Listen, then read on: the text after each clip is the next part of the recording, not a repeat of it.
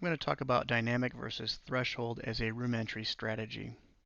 And we know that by stepping into the room entry area, this is a controversial area. There's a lot of debate in the tactical community about the best way to perform room entries. And when I talk about strategies, I'm going to talk about two basic strategies, the first being dynamic.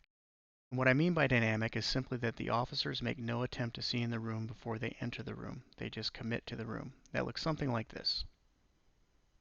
They come down, they see the door, they go in. The direction they go when they enter the room is a whole other topic, and we'll do a different video on that later. That's opposed to the second strategy, which we refer to as a threshold evaluation, where the officers proceed down the hallway. They try to see as much of the room as possible by pieing off on the threshold before they actually commit to the room. So that looks something like this. First officer pies to see as much of the room as possible. Second officer takes long cover in the hallway. Then they'll turn, make a plan about how they're going to deal with that last little bit of the room they can't see from outside, and then they'll enter. And again, the direction they go is a whole nother video that we'll do later.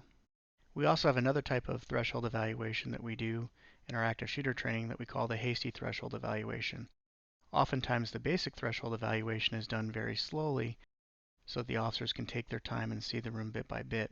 In a hasty threshold situation, there's an emergency such as a shooter in a room, and so they're going to very quickly do the threshold evaluation instead of very slowly do it. And that looks just something like this.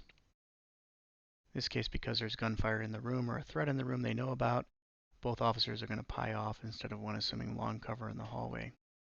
This is a topic of a lot of debate, so we wanted to do an empirical test to see which technique works better, particularly looking at patrol officers being trained for active shooter response.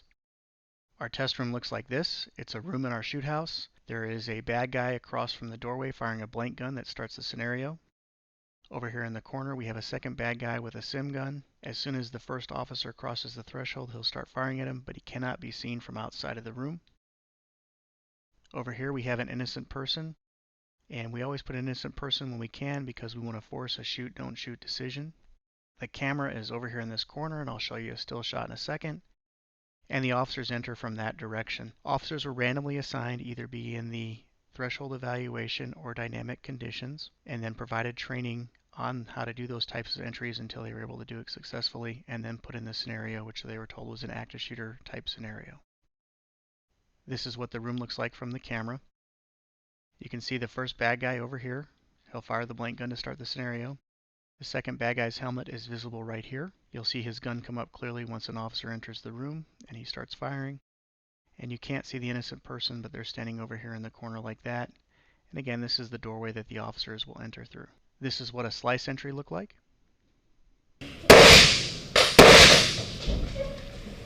So they've shot the bad guy. They're going to take a pause. They try to communicate with the innocent person in the corner. The innocent person will comply but will not come out of the room. Then they're going to make a plan about how they're going to enter the room, and then they're going to enter the room.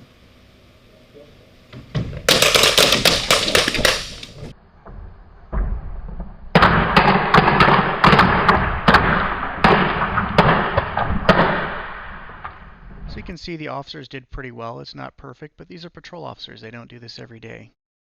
This is the type of thing that we typically see in the dynamic scenarios.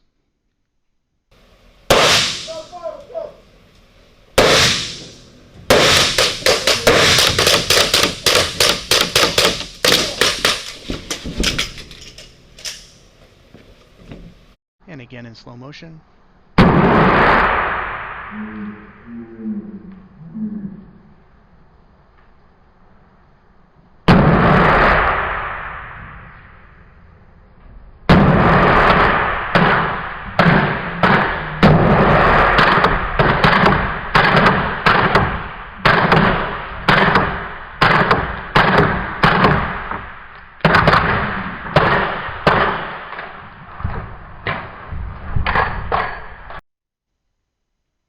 The primary outcome measure that we looked at we called exposure.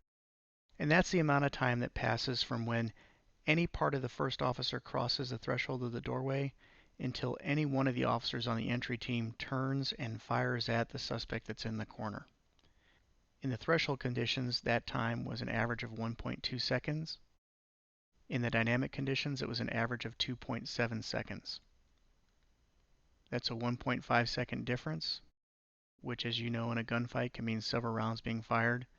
Another way to look at that is the exposure time was twice as long in the dynamic situations as it was in the threshold evaluation conditions. Why does that occur? We know the stress physiology that's happening. They're under at least moderate stress. They tend to get tunnel vision, audio exclusion. You put a threat in front of them, they're going to tend to look at that threat. And that happens in both the dynamic and the threshold evaluation conditions. The difference between the two is that in the threshold conditions, that's happening outside the doorway where they're not exposed to the second threat. So they have time to calm down, think about what they're going to do next to make the big problems into small ones. In the dynamic condition, they don't have that option. They are forced to deal with everything at the same time. And you see that because they don't have as much training as SWAT officers, it's very hard for them to pay attention to their areas that they're supposed to pay attention to. They get sucked into the threat. If you'd like more information on this study, it's available in this book, Evaluating Police Tactics. It's available on Amazon. Also has other research studies that we did looking at room entries.